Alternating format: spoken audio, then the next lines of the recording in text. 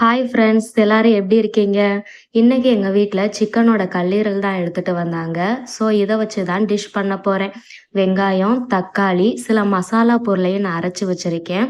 அதோட சேர்த்து இஞ்சி பூண்டு பேஸ்ட்டையும் அரைச்சு வச்சிருக்கேன்.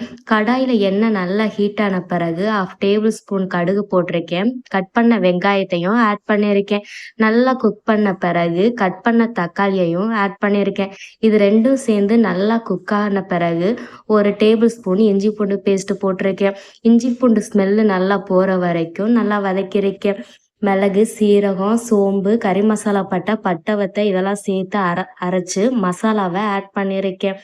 கல்லீரலை ஆட் பண்ணி அதை நல்லா குக் பண்ண பிறகு மஞ்சத்தூள், தேவையான அளவு உப்பையும் சேர்த்துருக்கேன். நல்லா குக் பண்ணிக்கிட்டே இருங்க.